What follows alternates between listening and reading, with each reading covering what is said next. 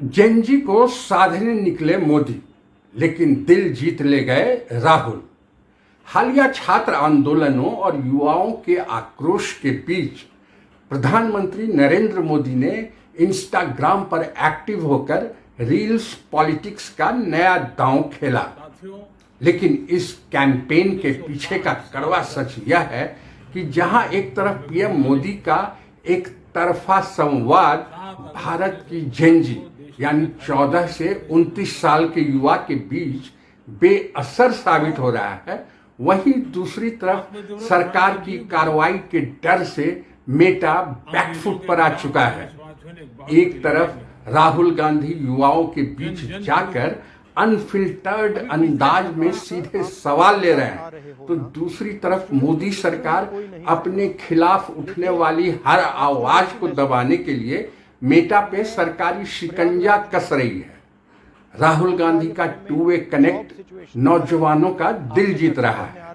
Rahul Gandhi Instagram और YouTube पर छात्रों, नौकरी पेशा युवाओं और प्रदर्शनकारियों के बीच बिना किसी तय स्क्रिप्ट के बैठकर सीधे सवाल ले रहे हैं। उनका यह अनफिल्टर्ड अंदाज जेनजी को अधिक पारदर्शी और कनेक्टिंग लग रहा है। दूसरी तरफ मोदी का घिसा पिटा फॉर्मूला फ्लॉप हो रहा है। पीएम मोदी की रील्स में वही पुराना भाषण शैली वाला लहजा दिख रहा है। आंदोलित छात्रों को भटके हुए बच्चे कहना और उन्हें माफ कर देने जैसी बातें करने को युवा अभिभावकीय उपदेश मान रहे हैं, जिससे इंस्टाग्राम कमेंट सेक्शन में मीम्स और ट्रोल्स की बाढ़ आ गई है।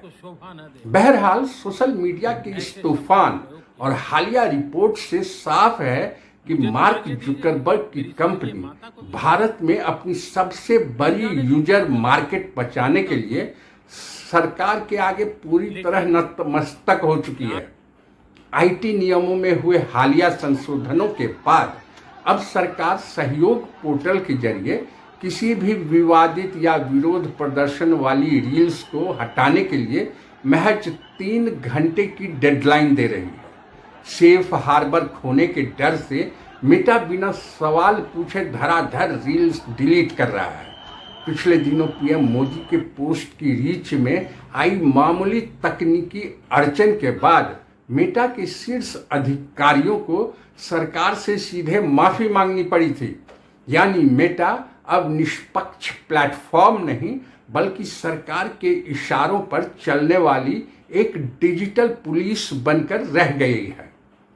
इस डिजिटल सेंसरशिप के खेल के बावजूद इंस्टाग्राम के ग्राउंड पर पीएम मोदी और राहुल गांधी के बीच का अंतर भी साफ दिख रहा है।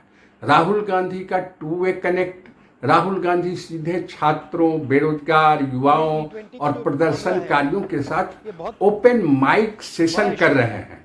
बिना किसी स्क्रिप्ट के तीखे सवालों के जवाब देना युवाओं को ज्यादा पारदर्शी और सच्चा लग रहा है। मोदी का नसीहत मॉडल और ट्रोलिंग, इसके उलट पीएम मोदी रील्स के जरिए युवाओं को भटके हुए बच्चे कहकर माफी देने और उपदेश देने की कोशिश कर रहे हैं। लेकिन जैसे ही युवा कमेंट सेक्शन में सवाल पूछते हैं या रील्स बनाते हैं, एल्गोरिदम और सेंसरशिप के जरिए उन्हें ब्लॉक कर दिया जाता है। यही वजह है कि जेनजी अब पीएम मोदी की रील्स की जमकर ट्रोलिंग कर रही है। यदि आप सोशल मीडिया का पोस्टमार्टम करें तो आप खुद इस नतीजे पर पहुंच जाएंगे कि पीएम मोदी का यह इंस्टाग्राम अभियान असल में युवाओं के लिए है ही नहीं। दरअसल वे व्हाट्सएप अंकल्स को एकजुट करने की कवायद है। अयोध्या राम मंदिर के चंदे से जुड़े विवाद और पेट्रोल में इथेनॉल ब्लेंडिंग जैसे मुद्दे ने बीजेपी को वफादार युवाओं के माता पिता के मन में भी संदेह पैदा किया था।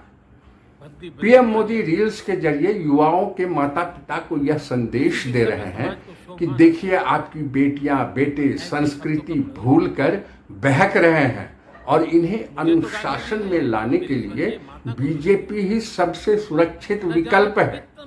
बीजेपी का यह दांव हाथ में मौजूद चिड़िया झाड़ी की दो चिड़ियों से बेहतर है वाली रणनीति पे आधारित दिखता है।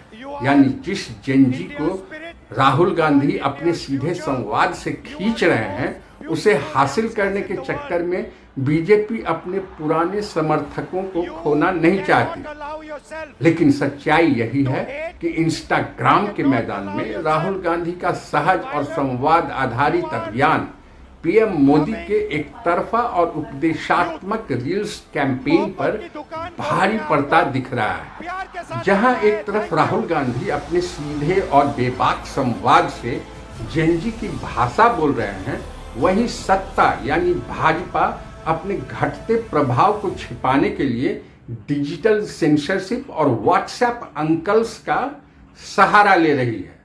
सवाल ये है कि क्या 3 घंटे का टेक डाउन ऑर्डर और एल्गोरिदम की कैंची देश के युवाओं का भरोसा दोबारा दिला पाएगी? तो ये था हमारा एक छोटा सा संवाद। कैसा लगा आपको? जरूर अपने कमेंट्स में जरूर अपना संदेश भेजिएगा। फिर मिलते हैं अगले दिन किसी और मुद्दे के साथ। तब तक के लिए शुक्रिया, धन्यवाद, जय हिंद।